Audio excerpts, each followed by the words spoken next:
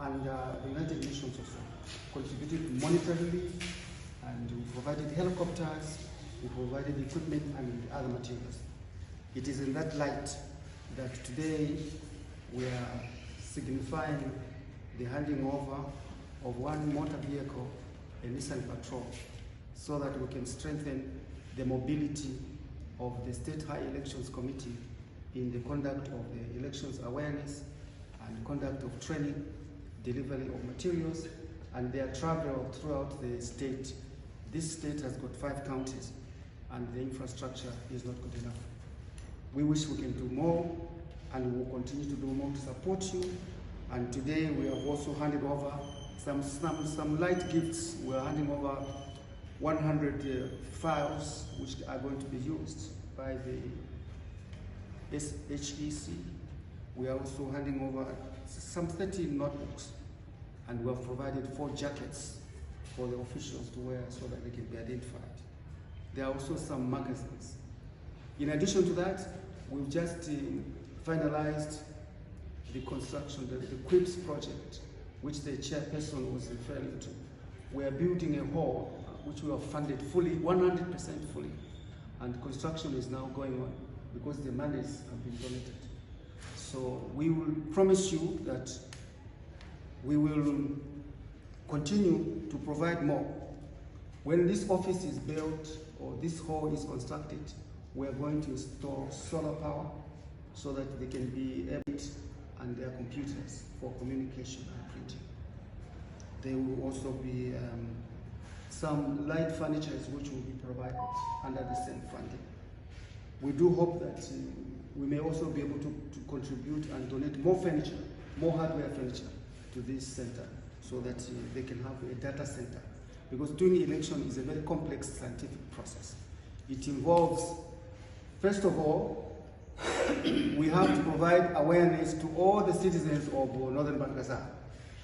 In 2010, the population of South Sudan was 8 million, but the growth rate of population in South Sudan is about 3.5%. So 15 years later, the population is almost like about 12.5 to 13 million people. And Northern Bahr-el-Ghazal, by any statistics, has got the highest population density in South Sudan. There are more young people, there are many more women, there are many more men, and there are many more people. So the voter registration exercise will require us to capture all that, so that means one of the highest population of voters will come from Northern Bahr-el-Ghazal. We, on our part, as United Nations, we will continue to support you.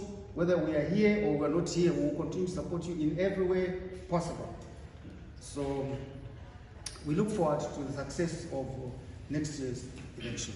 The success of next year's elections is the success of the UNMISS mandate. So with these few remarks, sir, I thank you so much that you are here today. We will be handing over the keys of the motor vehicle when that stage comes through.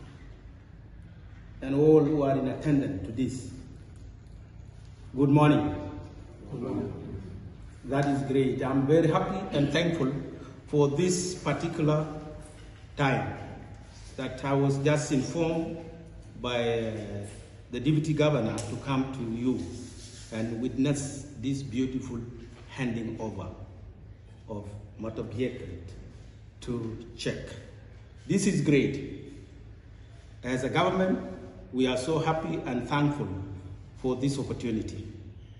And again, let me not hope that it is not the dismantling of UNMISS where items are being given and then people decide to desert and leave the operations in Northern Bahr-el-Ghazal states.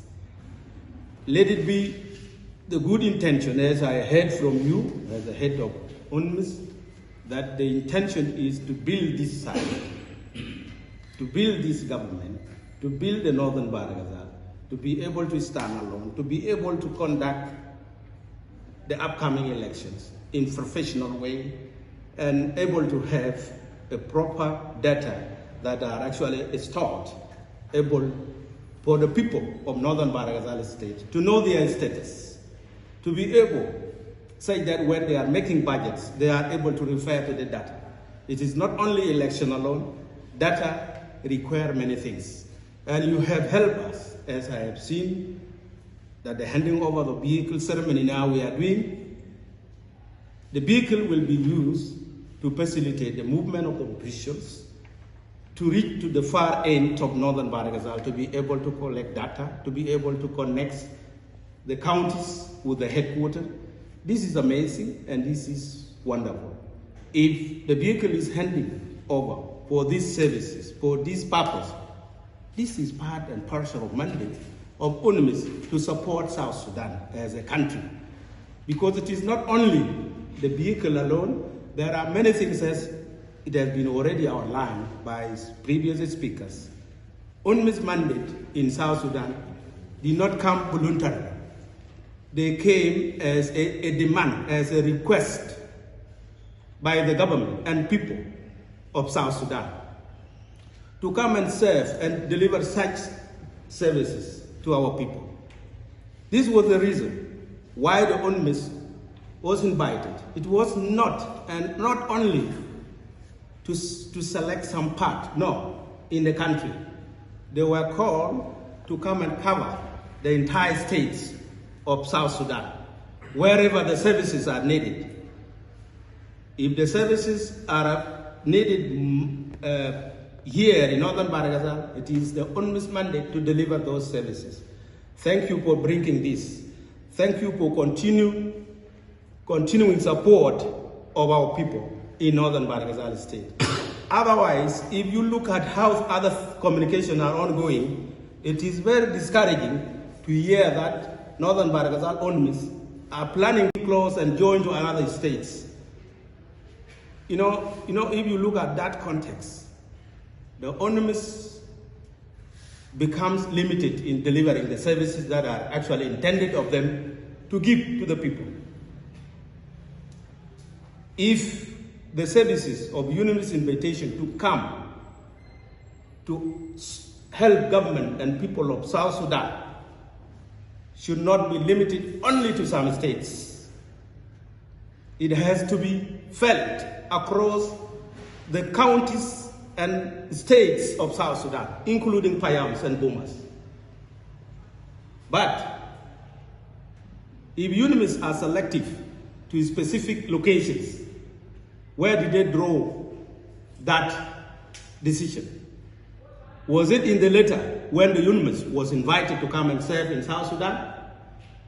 No, the invitation for UNMISS, because you have been identified as professional and able to mentor our people in different fields, and you are invited to be in this country to support people like this.